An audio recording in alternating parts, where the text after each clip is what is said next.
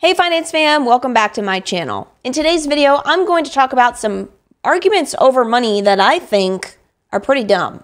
I wrote about in dailydough.co, which is our free newsletter for investors. If you're not subscribed, go to dailydough.co. But I wrote about dumb money arguments that I see all over personal finance land, whether it's on Twitter or TikTok or YouTube, whatever. These are the most common money arguments that I see out there.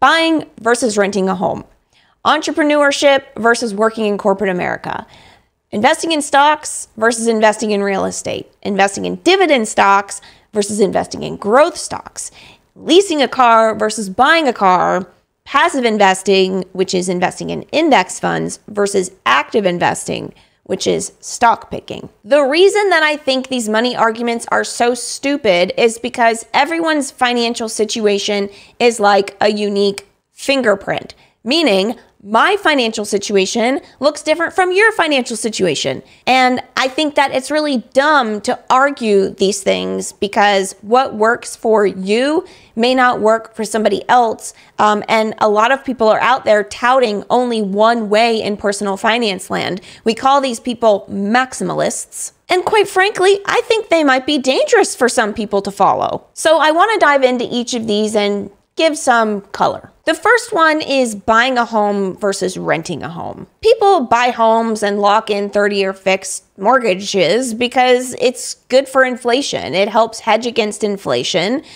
People that locked in a 3% interest rate a few years ago, right? They're sitting pretty with their mortgage payment staying the same while everyone else's rent is going up. That is one of the benefits of buying a home and being able to protect against inflation over time. But typically people who live in high cost of living cities are not going to be better off buying. They're actually probably going to be better off financially renting. For example, me living in Austin, downtown, literally, I ran the numbers every which way that I possibly could, and it did not make financial sense for me to purchase a downtown condo to equate to that downtown living. Renting was way cheaper. So I did it for many, many, many years and took the money that I saved by not paying crazy property taxes, crazy HOA fees, the mortgage and all of these other things and maintenance, and I invested that money. And that's how I've built a lot of my wealth, is by realizing that that was a smarter choice to rent than to buy in that particular situation. Many other high cost of living cities like New York and San Francisco, you know, it's the same story. You are probably going to be better off renting your home in most cases. Of course, that's city center, right? Once you get out into the suburbs, the math starts to make a lot more sense. So again, it depends on what you want. It depends on what conveniences you're looking for, what you're willing to pay for those conveniences. My rule of thumb is rent in high cost cities and buy in the burbs. But even then, you've got to run the numbers and you have to look at what that mortgage is going to cost you, especially with interest rates rising, and compare that to what the equivalent home would be to rent. The next dumb money argument is entrepreneurship versus working in corporate America. I've done both. I am an entrepreneur, proud. I'll never go back, but entrepreneurship is difficult. I get to design my life, but you are constantly responsible for yourself. And it is a lot to take on. Not everybody wants to do it. And I know a lot of people who absolutely love the jobs that they have in corporate America. They have great salaries, they have excellent benefits, they have 401k matches, stock-based compensation, they've got it made in the shade and they like it. They're not going to change that. So you can build wealth with entrepreneurship and with working for corporate America. It's not a matter of you can't build wealth with one or the other. Now, entrepreneurship is probably going to help you build wealth quicker, especially a more significant amount of wealth quicker because of the nature of uncapped income, uncapped potential. You can literally work your ass off and earn to your wildest dreams, right? But with working for corporate America, you're going to have a salary benefits are going to be capped, so on and so forth. So, you can move up in corporate America, but it might take you a bit longer to build the same amount of wealth that somebody can in entrepreneurship.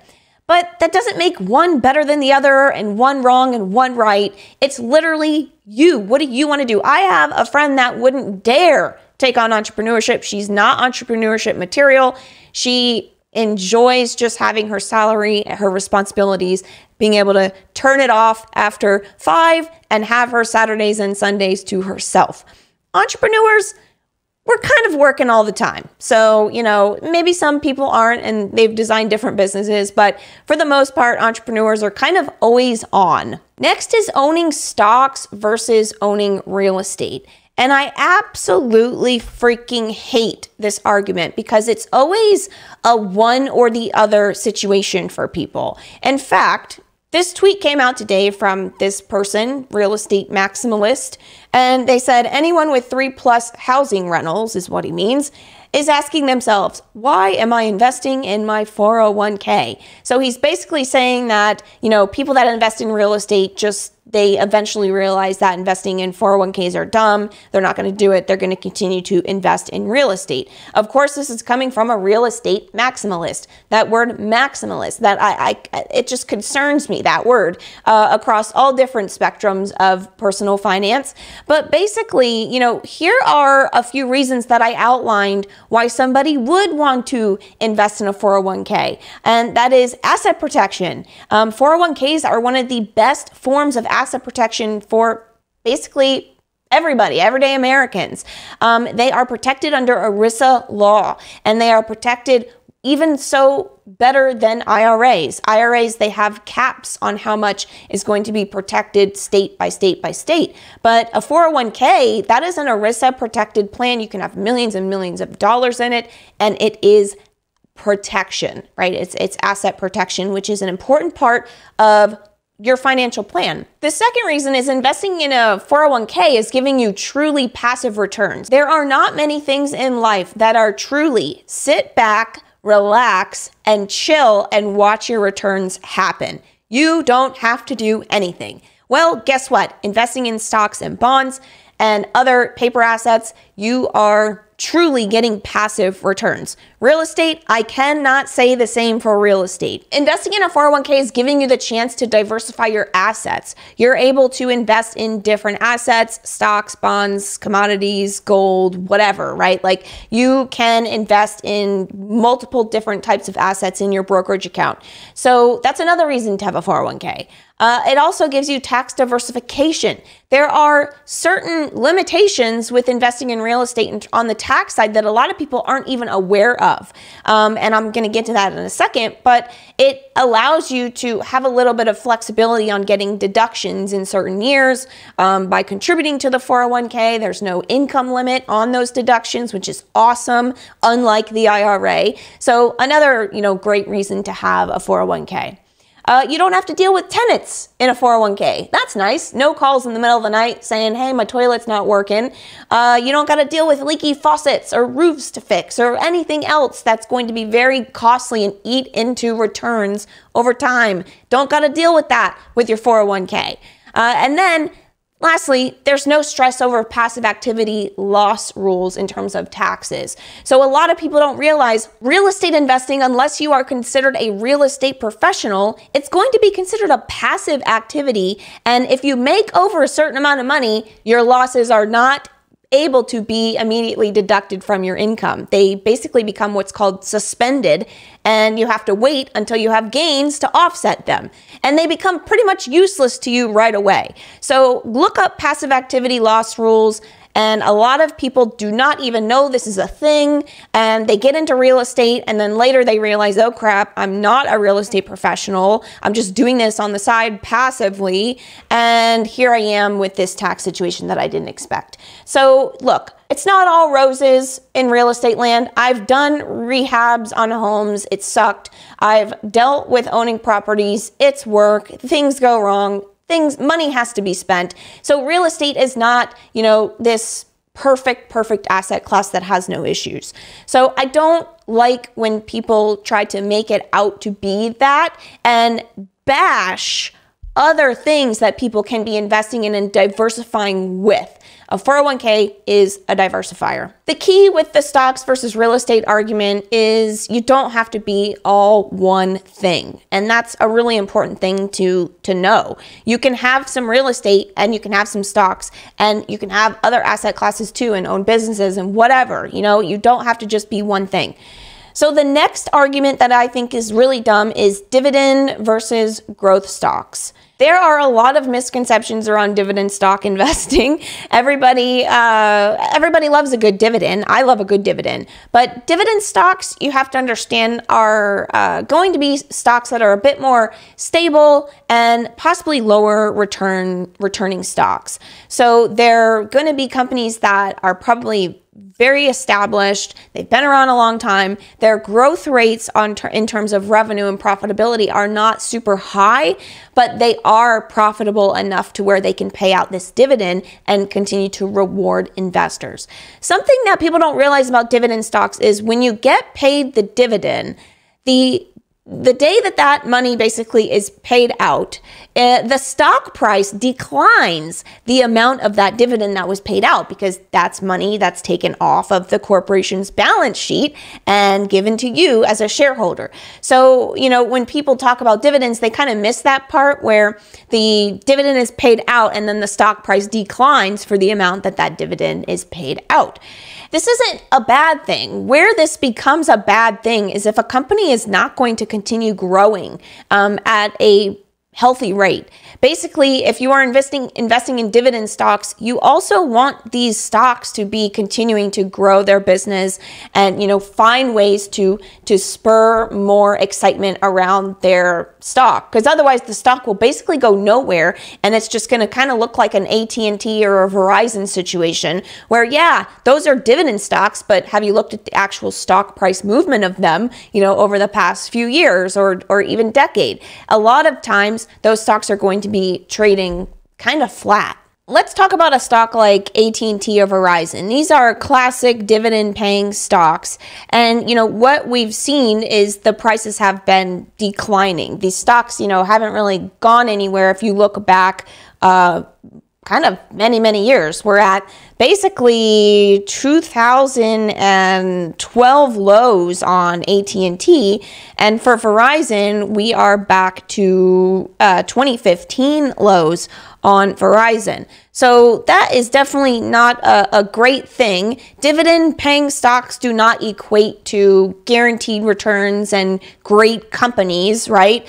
These are companies that are actually seeing some struggles, and as they've been paying dividends, their stock has been going down in addition to them paying dividends, and that is not the ideal scenario. You want something that looks more of like a Walmart. You know, this is Walmart in the top panel here over time. And Walmart has been a classic dividend payer, an amazing dividend stock. But Walmart has been focusing on growth. They've been focusing on innovation and how to keep people in their stores and how to attract new customers. And this stock has actually gone up in addition to, you know, they've been paying the dividend along the way, but they're continuing to see growth and innovation, and their stock is being handsomely rewarded for that as investors are excited about owning it. So you can see a stark difference between a dividend stock like Walmart, which has growth and the future on its mind, and it's actually doing pretty well and a healthy company, and then it's been paying a dividend along the way. And then stocks like Verizon and AT&T, which have seen some struggles and are now seeing multi-year lows, and so it's a very different picture when you look at different types of dividend stocks. Growth stocks can actually end up having much higher returns than dividend stocks, because growth stocks are not taking capital and shelling it out to shareholders. They're holding that capital and they are reinvesting it into the business to help grow the business more and more and more. Dividend stocks are typically going to be your more stable, you know, safer companies that maybe people with lower risk tolerance may enjoy, and they may enjoy having that income coming in from the stock for expenses. Growth stocks are for returns. You know, they're for long long-term returns. You're holding these companies for a while and seeing if their growth plans are going to play out as expected. So it's very possible that growth stocks can provide higher returns. They typically do provide higher returns. Investors are typically more excited about them, therefore they buy the stock. But of course, there's a little bit more risk there as these corporations are growing, but not always. There's not always more risk. If the revenue growth is there and they're executing on their strategy, then that's a good thing. The next dumb argument is leasing a car versus buying a car. This is something that is so stupid because it depends on your disposable income, for one. It depends on if you enjoy the idea of getting a new car every 3 years, for two. I have actually been someone who has leased cars for many years. I've leased about 4 cars at this point, and I ended up buying my last leased car when the contract expired and I had the option to buy the car, and I ended up doing that because, fortunately, I had leased the car long before the pandemic, and the pandemic happened and car prices went through the roof, and I said, I'm just going to buy the car that I have. I now own my vehicle, which is a nice feeling for sure, but I'm also not anti-leasing, obviously, because if you have the disposable income, I really enjoyed being able to get a new car every 3 years. The technologies were always changing, and I really liked that part of it. I negotiated payments, I could afford the payments, and a lot of people ask, well, what does affording a payment mean? I had posted this on Twitter, hot take, drive whatever the hell car you want as long as you can afford it, in reply to people that I've seen posting around how you should only drive a certain kind of car because it's cheap, it's affordable, you should never have a car payment, yada, yada, yada. And the fact of the matter is, drive whatever you want if you can afford it. And somebody said, define afford. And I replied, you still have discretionary income after paying for your bills, your car, and investing. And you can throw savings in there as well. So that is my definition of affording a vehicle. And as far as buying versus leasing goes, it totally depends on your preference, totally depends on your financial situation and your discretionary income. Okay, the last dumb argument is passive versus active investing. Now, I'm not going to call this argument dumb. I do think that most people need to be indexing the stock market and just buying, your index funds and chilling. Most people are not going to want to learn the process of how to properly actively invest, aka stock pick. And so I think that most people probably should passively invest. But the argument that people should not ever pick stocks, I think, is kind of stupid. And I've outlined why on the Daily Dough. I've outlined it in specific YouTube videos many, many times. I think that the better approach is if somebody wants to pick stocks, they should be doing it with the right size of their portfolio, and they should be doing it right by learning how to do it. It's a skill set, and I've said this over and over again. But I just think that outright telling people you should not have any individual stocks in your portfolio it's not fair, for one, because people naturally are going to want to find outsized returns somewhere, just like wealthy people do. They do it all the time. And two, it's kind of like dangling a carrot in front of somebody. They've seen what Apple and Google and Amazon and Microsoft have all done, what their stocks have done. They've seen what finding the next Tesla, can look like. It's out there. It's out there for everybody to see. So of course people are going to want to do it. So I don't think that condemning people for wanting to do it is the right approach. I think teaching them how to do it correctly and how to do it with the right size of their capital is the better approach. So therefore, I kind of call it a dumb argument. Again, personal finance is personal. Everybody's financial situation is unique. So all of the maximalists out there touting just one thing as the best thing, I don't subscribe to that. It's just not my style. So hopefully you found this video helpful. Maybe there were one of these things that you've been feeling guilty about, and maybe now you can stop feeling guilty about it. If you liked it, please hit the like button for me. Smash the like button. That's what I should have said. And subscribe if you're not subscribed. I teach you how to build wealth and manage your money like a pro. Subscribe to the Daily Dough newsletter. It's dailydough.co. I'll link it in the description below. That is a sweet rhyme. Yeah, I'll see you guys in the next video.